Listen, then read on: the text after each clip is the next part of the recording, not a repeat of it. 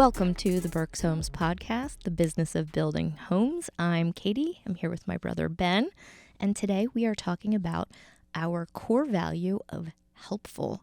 So Ben, what does helpful mean to you? How helpful are you feeling today? Yeah, maybe that's a better question. Do we need to get into the mode of being helpful? Full disclosure, I am not feeling the most helpful today, which is probably why we should do it. Yes. Ironically. Yeah. So, afraid of heights, jump out of the plane. Yes. Not feeling helpful, let's talk about it. Yeah. Very rarely do I feel unhelpful. You rarely have feelings. Yes. So to have you have a feeling? Yeah. Well, we talked about the SDI already, right? I think so. Yeah. Yeah. So this is a tool that we use in our company it's a personality tool kind of. Yeah, motivation. It's a motivation tool. Mm-hmm. So everybody falls generally within three colors, three spots. Except for Ben. Except for me. Yes, I am directly in the middle. And it's motivations under normal conditions and then under stress or conflict. No, it's in conflict. Right. And so it's visually represented by a dot in a circle, shows you where you land in this motivation. So my dot lands in the red, and then there's a line with an arrow that shows where you go in conflict. Most people have a pretty significantly long line that says, okay, I change pretty much. My motivation goes from being perfectly driven to caring a little bit more about people and making sure that I have my facts straight. I go a little bit into people and process in comparison to just getting my goal accomplished. Right. That's normal. That's what most people do. Like just have like a change so that they're, addressing the other aspects and, taking that into consideration with your motivation. And you can see that in another person. Absolutely. Yeah. There's a long arrow. Oh, Katie's in conflict. Mm-hmm. Look where she's going. Yeah. Now, on you, on the other hand, let's talk about what yours does. They are arrows, and I don't even there's no line, there's no arrow. It's just the point. You don't move. I don't move. So it's kind of hard to understand where I'm at. It's always the same. If I'm happy, sad, in conflict, not in conflict.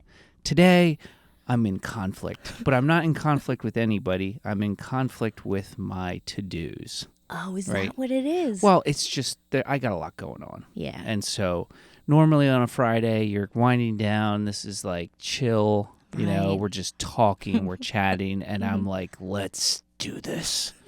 Right? So why don't we talk about being helpful? Okay. Yeah. That's perfect. Yeah. So that's what being helpful means to you.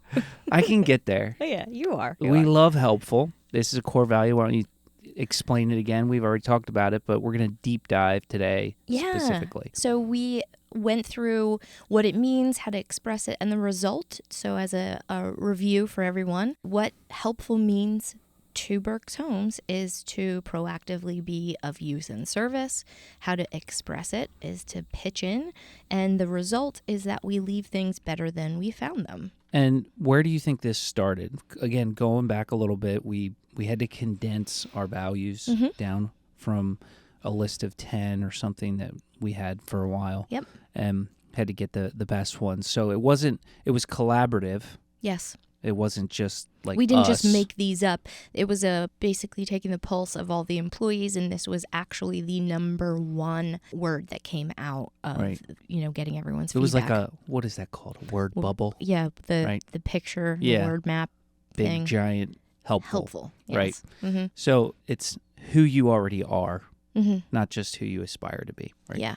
A great example is, and probably our mother, Patsy, would be the epitome of helpful and of anyone in the world. Mm-hmm. And she's so great at spotting it in other people. I don't probably pay attention as much as she would to something like this, but she'll say things, when she comes into the office, oh, I was bringing things in from the car and they were so helpful helping me carry stuff in, or they noticed that we were cleaning up at the end and it's so helpful helping us clean up. Yeah. So, she does those things and pays attention to them, and it is a common theme with everyone here. I mean, it's just kind of inherent with the nature of people who land here and stay here. And it starts with identifying a need, right? Yes. Well, yeah, exactly. Go ahead. Say more about that. That's what it is. I mean, to me, it's like you can't be helpful unless you're looking for places to help. Yeah. Right? Mm-hmm. So it's identifying a need or a hole, or, if somebody just needs pushed over the edge to finish something, you're always looking for that, extra push to get somebody there. That's exactly right. That's the point of us using the word proactively be of use in service. You're not waiting for something. You're seeing it maybe even before it's happening. And to me too, there's something efficient about it. Where it's like maybe you could add another position for this thing full time, constantly, all the time. And interesting. If you get 10 people to do a little bit of this thing, or always be thinking about how they could do that, you don't need to add another position. Right. And it's no big deal. Everybody's... Like what? Like, do you have an example of the something front like desk. That? We haven't had a dedicated full-time, your only job is to be a receptionist for a long time. Yeah. It's been by committee. And everybody's doing it while doing their job. Yeah. Everybody takes turns. Right. Not everybody. And, no. And now we have Natalie, who's wonderful. Yeah. Doing it, but she has a full-time job. Exactly. And she sits at the front desk. So stuff like that. Yeah, that's a good example. Where, I mean, there's a number of things. I mean, John D., utility knife, how many things has he done in his career here that it's not really his job. He's just kind of like made it his job. Yeah. And it's just being proactive, seeing the need, and being like, I can do that. It's 1 hour every 3 weeks or something like that. I was talking to Chastity this week, Chastity, Director of Experience. Very helpful person. Very helpful person. And she was telling me her kind of philosophy on training some people, or training in general, when you want to move into a new position or get promoted. What she's training her team is to do exactly that, what you're saying, ahead of time. You don't just get promoted because it's the next thing. You have to prove it first a little bit. Great point. And that's how you stand out. And we talked about this a little bit with leadership, but I thought it was such a good point that it's not just leading people, it's the doing also. So if you're just picking up the slack and seeing a need and providing the solution for it consistently, proactively, and just getting it done, that's huge. That is the killer way to make strides in your development and progress in the organization. Inevitably, somebody will notice. Absolutely, yes. You could do it 10 times, and it just happens, and nobody notices. And then after the 10th time, you're like, who's taking care of who's doing that? folding these things? Right. Who's making this look really nice? Yeah. I'm not aware that that's a job, but somebody's always taking time to do this thing, and it makes my life easier. I'm going to find out who does this. Yeah. So it's like that idea, and then it levels everybody up. Yeah. You're always thinking, well, if they're going out of their way, why? I better do that too. Yeah. And there's something about that cultural trait that we have that is just spread out throughout the whole company, and is kind of like, it's addictive. Yeah. Because then you're like, well, I don't want to be the selfish one. Right. That's not looking around. Yeah. Well, that's a really big thing that, again, going back to Mom, what she taught me, even decorating model homes, when she would walk up to the front door, if there were weeds in the flower bed, she's picking them out of the flower bed on her way into the house to decorate it. With something under her arm. And just having that eye and taking care of what we have. What matters, yeah. I mean, if we all pick a weed when we see one, the community is going to look fantastic. Right. And that also goes to show, I don't know if you remember transformation in the New York City subways, that story, how they just cleaned up the graffiti. Yeah, that was crazy. And it completely transformed like up to the crime rate, like just taking care of things and making things look nice and putting some effort in when you're not being necessarily paid for it, or it's not part of your job or something like that. It all adds up, Well, we've talked about who owns community appearance a bunch. It's really hard to do that, right? You have some people that say, oh, that's the sales manager's job. Oh, no, that's the production manager's job. Oh, that's the sales rep's job. That's the superintendent's job.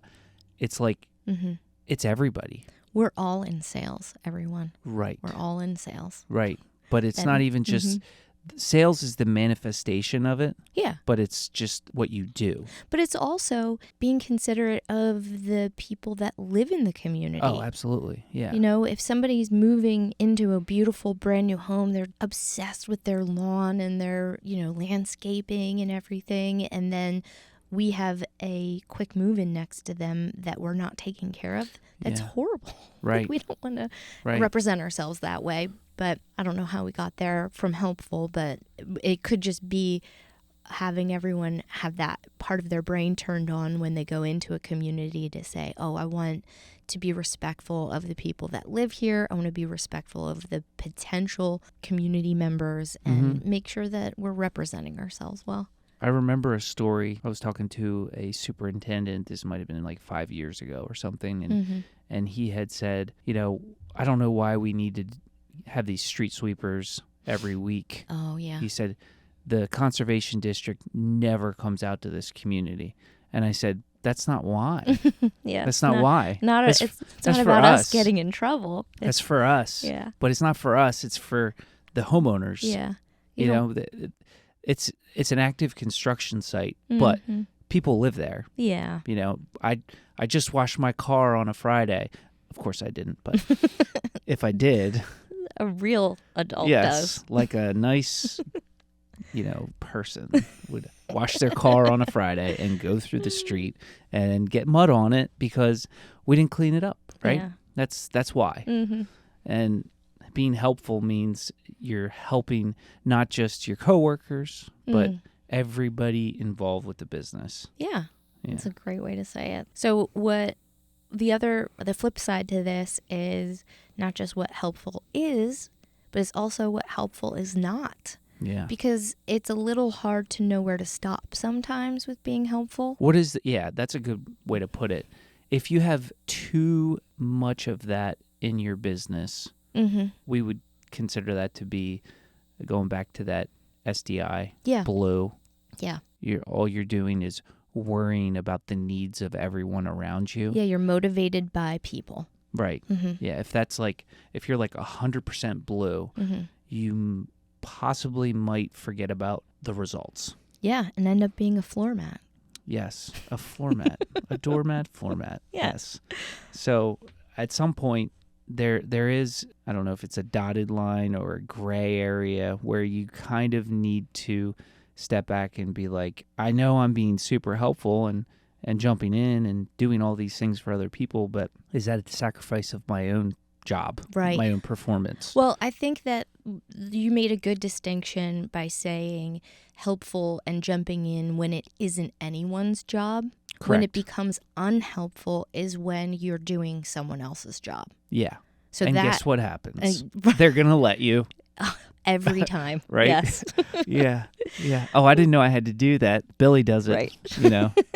And there are situations there where it's unhealthy, right? Because then the lines get blurred of like job performance and your accountability chart areas and all that stuff. Like, you want to be clear about that stuff, but that doesn't mean that you can't be helpful. Right. Because then if all you're worried about is doing what's inside your box, that's not good either. Right. Well, and a fine balance. Covering up for someone else. And if I don't do it, nobody does it, and then we'll get a bad customer satisfaction score or something like that. Sometimes, and this might be a hot take, but sometimes it's okay to let things fail, crash and burn when they need to to expose inefficiencies or things that aren't working right. You know, so sometimes it's okay to stop covering up, and it's okay to get the bad score. It's okay to take the loss to make sure we understand how to fix it. We're not going to know it it also needs fixed. could go hand in hand with possibly not doing a great job of communicating, right? Oh, yeah. So, like how so? Well, if you're not direct in your communication and saying, like, yeah, I'm covering for this other coworker all the time, and I'm not saying anything. What if they don't know they should be doing it? Right. Yeah. Yeah. You should tell them. Like that's okay. That's honesty. That's helpfulness in resetting expectations. You know, when your leader is asking you to do more and more, and you're kind of like, oh my gosh, I'm so stressed because I got to cover for Billy over here all the time. I mean, you might not be thinking that in real time. Yeah, in real time, but like subliminally, you're like, I have all this stuff, and really, the right thing to do is say, hey, just so I understand, these are like the 6 things that I have to do, right? Yeah, I actually do 8, and all the time. Exactly. Just bring it up. But if you're too helpful, you might not say that. So there is that fine line. What else is not helpful? I think that's the first one that came to my mind. Probably not helpful. I don't know. I don't know if I have any other not helpful. There's more that is helpful than is not, you know. Generally, being overly helpful is just not a bad thing. Yeah. Right? Exactly. We could talk about the other core values later, where overdone is probably bad. Yes, that's true. The only way I think that you can overdo helpful is when you're overcompensating for someone else's weaknesses and your resources and time aren't allocated the way that they should be. Yeah, and that leads into like hurting somebody else's development even, you know, where, again, having an honest conversation, assessing, you know, your workload and possibly somebody else's workload, and not giving them the opportunity to, you know, grow in that area. Yeah. Right? Like maybe it's not even a growth thing. It's just a skill set. Like they need to understand this. And doesn't mean they can't. It's just you're not providing them with that opportunity to see it and then get training around it. Most of the time, everybody can learn stuff. Yes. And acquire a skill. Yeah. It's very rare that people, once given the proper training, can acquire a skill. Right. Well, you know what? I just thought of something else that is unhelpful. Give me a minute and I'll think of a lot of bad things in life. Please tell me. The other thing is when we try to be helpful when we think that maybe there is a hole and there isn't. Oh, I set this thing up, or we're going to do this now, or, you know, it sometimes looks like innovation a little bit, you know, that kind of stuff. Yeah. Sometimes it's better to take a beat and maybe ask a few questions and see if there is a solution already around something. Right. Big company. Yes. Got a big company. And have been doing it for 50 years. Yes. Probably have done it before. Probably have a way that works in our organization to get it done. Right. So back to the result and recommendations. Yes. We really need to say it every single really good podcast. Yeah. The floor mats. Yeah. No, that's a really good one, because then what happens? You spend a lot of time, like way too much time, on something minor. Inventing something that's not an invention. It's already invented. Yes. And done. And most of the time, these are things, we're not talking about, you know, going to outer space. Right. Going to outer space in our world is just building a home. That's the big thing. That's the big wow. That's the invention. That's already been done. So it's just like a small piece of that whole process that people are going to fixate on. I'm going to document this, and here's a 12-step process to put the doormat in front. Yes, and not knowing that somebody else already has it in their program and they're doing it. Or they're not, and it's like rocks are a good example. Yeah. You know? Like what? Well, what were you going to say? I said, thinking of something, but go ahead. Well, we have a great one is there's probably a lot more clarity around what's going on with down to the individual level of rocks at the home office. Yeah. Because what we're trying to do is serve the regions. Yes. And so at the regional level, I can imagine that they might be accidentally working on some of the same stuff because they're 3 or 4 hours away from each other. Yes. And they're going, that's exactly what I'm talking about. like I'm working, I got this thing, I was told to come up with 3 rocks and I got this rock around whatever. Mm-hmm. And I'm going to make it the best. And they don't know that experience already has that. They're just about ready to roll it out next week. Mm-hmm. Now they might have wasted 13 weeks on working on it, and you're going to tell them it's actually the exact opposite of how you want it to be done. Right. Just an example. And the only reason they weren't trained on it yet is because we were waiting for all 3 regions to be staffed the same way so they could all get trained at the same time. Or, there are reasons why we haven't rolled certain things out yet, too. Right. So maybe that's the point to say is ask the question. Mm-hmm. Yeah. Roll it up the chain up and down both ways, talk to everybody and find out what do the other regions do? How do we do this? Bring it to the clubhouse. Bring it to the clubhouse. Bring it to the clubhouse. Talk to your coach. Yes. Get in the batting cage, whatever. I think the helpful guiding principle is probably the most difficult for us to talk about because That's so funny it's you also said that. like, duh. I mean, just like be helpful. That's what you do. That's what you should do every day, right? I mean, it's hard to articulate in that sense of how it's manifested because it's like a core value, Well, I said the opposite when we came into the room before we started talking that I think helpful is the easiest to talk about kind of for that same reason. Oh, yeah. No, I mean, it's just like, there's just not as much content in my mind because it's like, well, it's helpful. I mean, just be helpful. Well, that's the point of talking about it. So, we landed on really talking about the proactive be of use and service. That's what it means, how to express it, pitch in. We talked about that too. You have to kind of have your eyes open and be aware of. Right. That's kind of where some of the awareness comes in. Yeah. To actually do the work then. Right. But the result of we leave things better than we found them, that's kind of tying together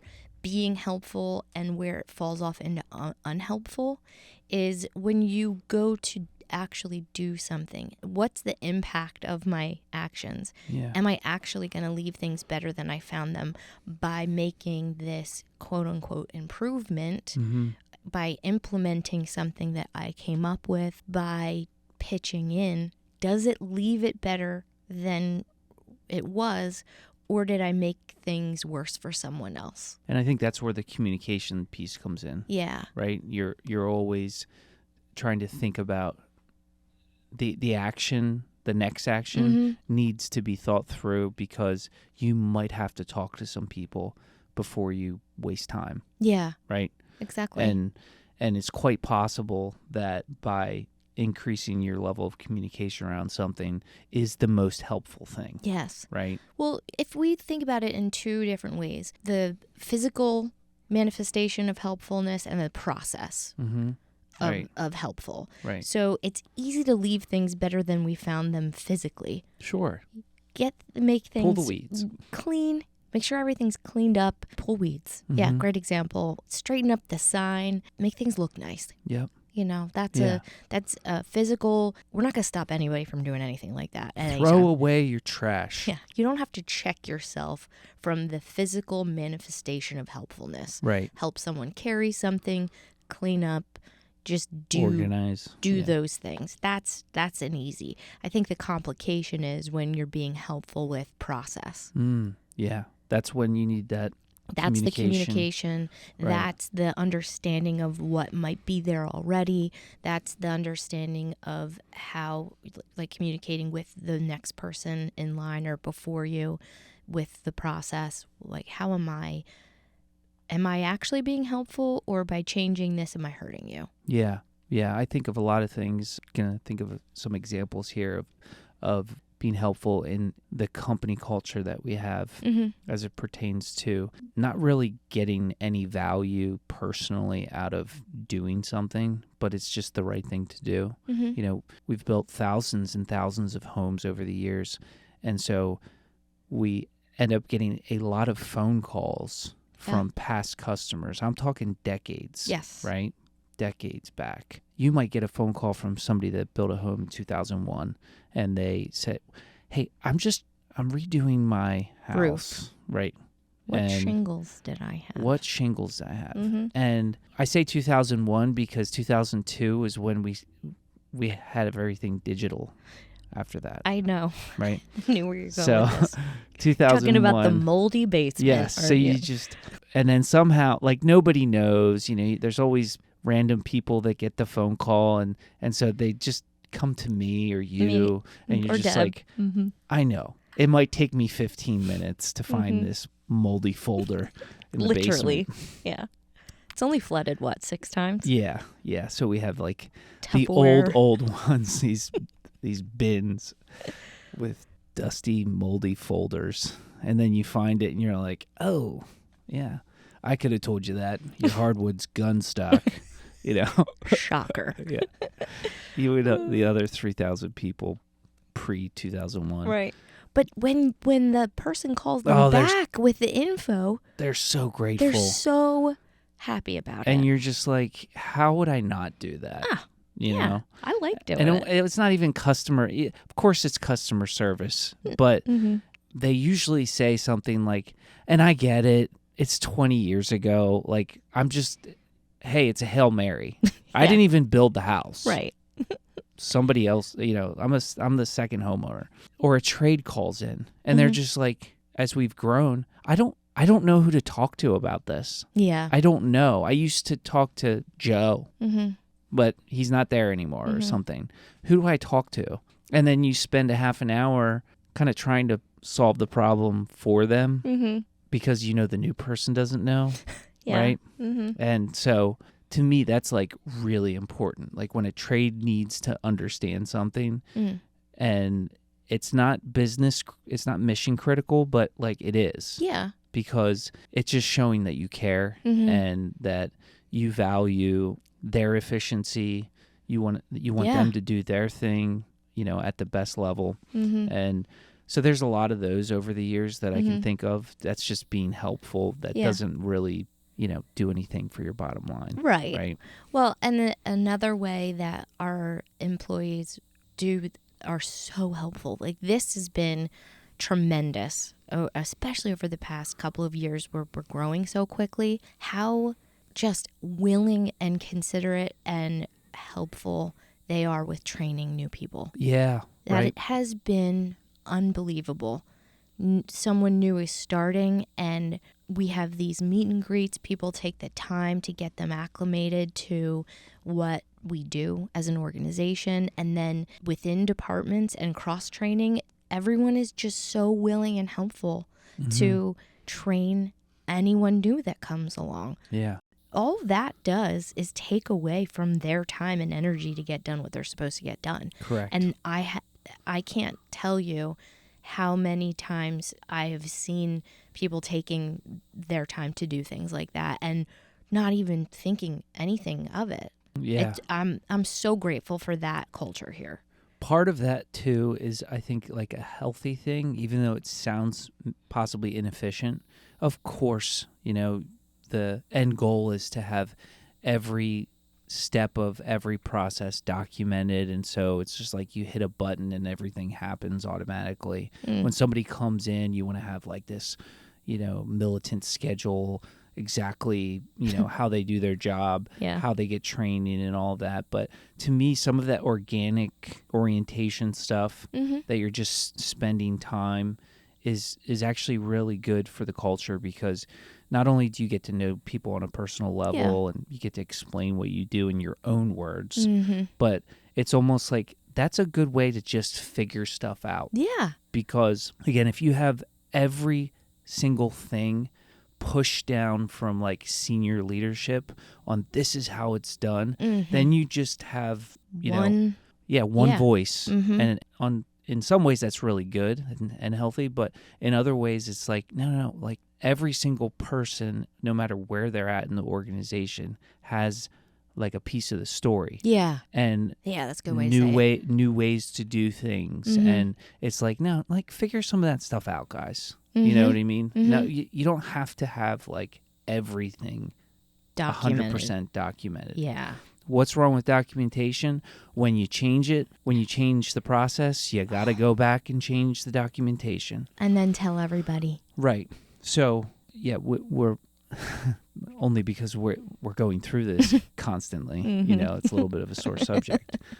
So there's a balance there. I'm not saying just be disorganized, but I think there's a piece of it that's healthy, Mm-hmm. and it's promoting that culture of figure it out. Mm-hmm. And then maybe you want to be the one that takes up the charge on this is how it should be done in the future. Yeah. That's that innovation piece. Yeah, and then we'll tie it back to requirements and recommendations. If we have the requirements documented, that natural evolution of how to make it happen is okay. And experiencing it in 3 different regions during training might be a good thing, to see 3 different ways to get the same end result. Right. You know, I mean, that's never... As long as they tell their clubhouse coach. It's a recommendation. Yes. Yeah. As long as they run it past them and add it to the list. Yeah. So let's see. Anything else with helpful that you just absolutely need to have documented for all eternity on YouTube? Not really. No. You? No, I feel good about being able to discuss what is helpful and what is not. Right. I think that's an important distinction. And we're not trying to limit anyone from being helpful by saying any of this either. Oh, Go ahead. Yeah, it's better to be too helpful than not at all. Right. So but please continue to do so. Isn't a great definition of anything like 2 things? It's like what it is and what it isn't. Yeah. Because it might not land Mm-hmm. with what it is. You can only be so creative with the definition of what something is. That only captures half. Right. Mm-hmm. Yeah. What it isn't might be more helpful because you're just like, well, just avoid that in that area. Yeah. And I'm good. Mm-hmm. What did you do this week? What did I do? I had a lot of meetings. Me too. I don't think that answer will ever change when you ask me what I did this week. No. I am working on something that I'm always obsessed with, and meetings are taking me away from it. So that always is... It's discouraging. Yes. But it's okay. I'll get there. I'm working on basically marketing. Yeah. Lead gen, offers, all that stuff. All the fun stuff. So that's my favorite thing to do. It got prompted because we are working on our strategic planning sessions at EO. Mm-hmm. So that got me thinking about, how are we going to get more leads? Yeah. Yeah. Hyper fixated on that and did not do my presentation yet. Oh, right. Yeah, you have next week. Mm-hmm. Yeah. What about you? Same thing. Obviously, we were in a lot of the same meetings. Mm-hmm. Yeah, right now, end of the quarter-ish. Our quarters for EOS purposes are about 2 to 3 weeks behind the normal quarter. Yeah. So we're coming up on our quarterly meeting. Actually, and we do our annual. We talked about that last time in a couple weeks. And so everybody's finishing their rocks and planning for new ones. And, as you know, with my department, we're trying to implement a bunch of new changes and squeezing that into, the vision for the strategic vision for the rest of the year and how that's going to be executed. So kind of shifting into execution mode of some of those things because the strategy part has been completed. Yeah. And, as we've grown, we just we got to run it past a lot more people and, get buy-in and then get more buy-in and then roll it out and get feedback and make it better. So I'm in like the phase 1B of that 10-step process. Sounds wonderful. Yes. All the stuff that I love. But it's been a good week, and you and I have talked about this 100 times, even on the podcast. It's just redefining success on a daily basis of, did I do a good job today? Yeah, redefining what that means. Yeah. And if I had a strong meeting, like held a strong meeting or was part of a strong meeting, and then very clearly, describe the actions that are coming out of it, that's successful. Yes. Instead of me saying, I worked in my office for 6 hours out of the 10 I was here today and produced this thing. That's what it used to be. Yeah. But that's what I was saying. Like, I got to work on some of that this week. And you love it. Yeah.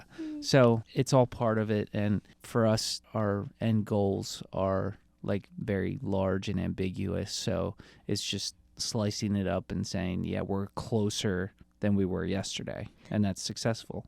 And if you look at what we accomplished this week, yes, absolutely. Yeah. That we had large strides and we're successful in that. So life is good.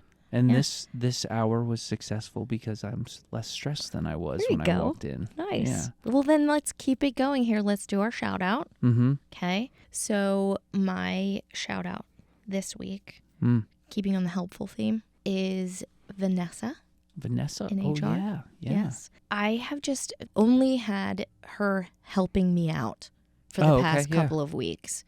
And you're leaning on her. Well, yeah. I mean, she's executing on all of these things that we need to get done with promotions, all good things. Yeah. And she's just taking care of it, making sure it's happening, making sure our people are taken care of. And I just appreciate it. Oh, great. Yeah. She's doing a lot of things that she didn't have to do in the past, and just stepped up and it's taking care of business. Right. Which, I very much appreciate about people. She does love to take care of business. That's my favorite thing. Yeah. So to me, that is helpful. Right. If we're going to talk about differences doing of stuff. What helpful is. Yeah. For me, helpful is just taking care of business. Right. Yeah, that's good. I like that. Yeah, she's a pleasure. All right, so my challenge this week, actually, we did talk a little bit about SDI, and this is kind of what I was thinking was defining. So one of our core tenets, our family, right, is know thyself. Yes. Right. So going back to who am I, knowing my weaknesses and my strengths. So both. Yeah. Right. Focusing hard on the strengths. Right. Not near as much as the weaknesses. Yeah. Because listen, if you have a weakness, it's also probably something that you don't care to get better at. Yeah. There's a minimum level requirement for being an adult. Functioning. Yeah. We want to get hit there. That and for your weakness. Let it go. But going above that, there's the law of diminishing returns. So you focus on your strengths, right? That was my favorite law to learn ever. Yes. I learned that, and I stick with that Stay thing. there. 80-20 rule, law, whatever. Yeah. All that stuff. So for me, I'm a big fan of people. This goes to our awareness or aware guiding principle. I'm a big fan of knowing yourself. Yes. And to the point of, how do I like to be communicated with? And again, we use this stuff all the time subliminally if you've been here a while. But I thought the challenge could be if you feel the need to document it on paper. This is who I am. Yes. This is what I love to do. This is what I don't like to do. This is what I'm good at. This is what I'm not good at. And this is how I like to be communicated with. Yeah. You can keep that personal. I think it's a very worthwhile exercise. I've done it before, and you can keep it. It's so crazy that you're bringing this up, is because I was looking for something yesterday for a meet and greet. Okay. And I found mine. Oh, yeah. There you go. Because I made it's the user guide. Yeah, it's really kind of cool exercise because you have to be brutally honest. Yeah. Right? I should redo mine. Yeah. Don't lie. No. Don't make stuff up. I think I was not self-aware when I wrote it. It's 10 years ago. If you don't like getting a ton of emails, don't say email me to communicate. Just saying. So, again, it can be personal. It can be something that you do just to help yourself become more aware and self-aware, because that's really the most important thing. Or it can be something you post on your office door. Yeah. Hey, when when people come into my office, I want them to know Mm-hmm. this is how I prefer communication. Yeah. Because it can be very helpful. Do you have one? I do, not on my door. Oh, okay. That's actually why I thought of it, because I was like, I want to put mine on my door. I got to find it first, of course. Did you do it through that exercise? No, I did it myself. Oh, okay. Well, just as a responsible adult. Challenge accepted, but if anyone would like to see an example or go through this exercise, it's actually documented somewhere. I have it. So feel free to email me or Ben if you want his example of a made up one. Well, I have to find it. Yeah, I have to find it. I don't even think I had like a user guide. It was just like who I am, Yeah. who I am, what I'm about. But I think it's a really worthwhile exercise. It is. And if you do it, you might as well put it on your door. Yeah. So everybody knows. That's great. How to operate you. Mm-hmm. Okay? Yeah. All right. I like that challenge. Yeah. I'm going to clean mine up and look for the... Email me yours. Okay. And then I'll copy it. All right. And Sounds change good. it. All right. Have you got a great there. week. Mm-hmm. Yes, I did. All right. Next week. See ya.